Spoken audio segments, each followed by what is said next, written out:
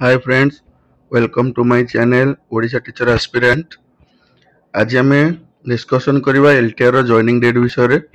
आपण माने समस्त जानिछंती हमरो नवेम्बर 15 रे भुवनेश्वर यूनिट 3 रे नियुक्ति मेला होबाकू जाउची एलटीआर रो एवं आमे ऑलरेडी जानि सारचे CBZ PCM PT Urdu Telugu रो डॉक्यूमेंट वेरिफिकेशन लिस्ट आसी जाइए ता भर उर्दू तेलुगु डॉक्यूमेंट वेरिफिकेशन हो जाइए CBZ PCM PT document verification बहुत जल्दी हम पूजा वैकेशन पर। तो ये वीडियो रे आमे टोटल डिस्कशन करबा वर्तमान पर्यंत एलटीआर प्रोसीजर कोठी अछि एवं केबे कंप्लीट हबो। तो आपण माने वीडियो को स्किप न करिकि शेष पर्यंत देखंतु। ए नोटिफिकेशन को देखंतु 26/9/2025 रे हमर आस्थिला document necessary certificate verification for the post of leave training reserve by LTR teacher 2024। देखंतु ए नोटिफिकेशन क्लियरली मेंशन करा जायछि कि हमर TGT PCM TGT science CBZ एवं पीटी ऑलरेडी पब्लिश करा जायछि। The certificate verification above 3 post will be held in October 2025.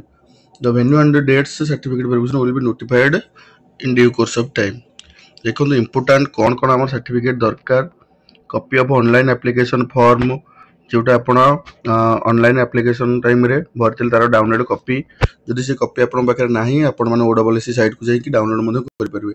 HSC certificate and marksheet +2 और 12th और equivalent certificate bachelor degree certificate graduation certificate certificate and marksheet of BEd candidate who have not been award percentage mark but only award CGPA, then he can show percentage of mark and conversion formula. Then amar asibo proof of equivalence of any recognized university of the state of Odisha, affiliation recognition of such training courses were instituted by NCTE. Candidate are advised to produce online teacher recognition management system OTRMS certificate OSTT certificate respective post एवं category से mention थिबो ओडिया पास certificate जो मानकर HSC level Odia नथिबो तो से certificate से produce करिवो। Caste certificate ST SC SCBC एवं कास्ट सर्टिफिकेट रिलेटेड बहुत पिलांकर इश्यू अछि तो आपण माने वीडियो रे कमेंट करंतु मु तार सॉल्यूशन बतै देबी। एवं PWD certificate sports identity card ex serviceman discharge certificate NOC जो माने ऑलरेडी गवर्नमेंट सर्वेंट अछंती तो एनओसी सर्टिफिकेट तो इम्पोर्टेंट एनओसी रिलेटेड एक वीडियो मु करथिली कि जो पिला माने ऑलरेडी सेम कैटेगरी पोस्ट र अछ टीजीटी रो एसएमई डिपार्टमेंट रो तो आपण माने एनओसी पाई परिबे नाही तो तार रिगार्डिंग डीओ सहित पिला माने कथा आइ छंती। एवं candidate need to produce one photo identity card means आपनकर आधार कार्ड पैन कार्ड जहाँ भी अच्छी two recent passport size photo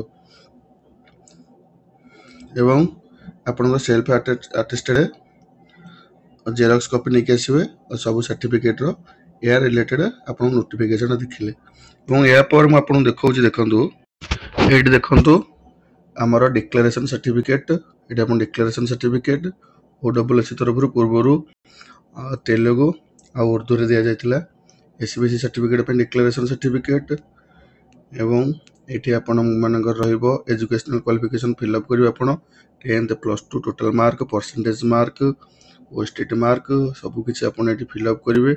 एई फॉर्म टी आपण को मिलिबो डॉक्यूमेंट वेरिफिकेशन टाइम रे टोटल डिटेल एठी आपण माने देखि पारुथुवे जहा भी अछि आपण को ए फॉर्म टी मिलिबो।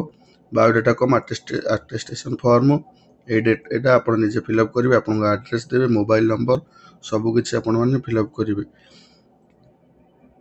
देखंतु ए पेपर आर्टिकल रे क्लियरली मेंशन अछि Odisha school education programme authority हमर नियुक्ति मेला आसंता नवेम्बर 15 रे हबो कोठी ना भुवनेश्वर यूनिट 3 रे। एवं ए पेपर आर्टिकल कटआउट मु टेलीग्राम ग्रुप रे शेयर कर देबी एवं सर्टिफिकेट रिलेटेड डॉक्यूमेंट मध्ये मु शेयर कर देबी आपण माने टेलीग्राम रे जॉइन हे जंतु ताको डाउनलोड कर दियंतु एवं जानि परबे केन सर्टिफिकेट हमर दरकार।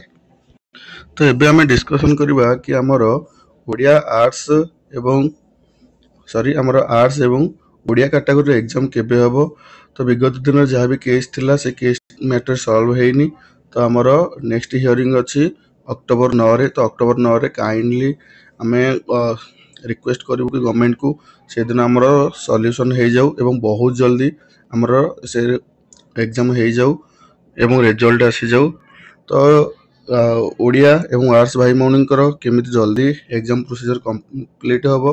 तो से आम बहुत जल्दी ओडब्ल्यूएससी जाऊँ, आपण मैंने आसतु एवं संस्कृत रिजल्ट आसवाई आम ओडब्ल्यूएससी आसंता नवेम्बर अक्टोबर 3 तारिख आम जाऊँ। तो आपण मैंने जॉइन हूँ एवं यही एलटीआर प्रोसीजर केमिति कंप्लीट हेबो तो आम समस्त एकाठी हवा दरकार।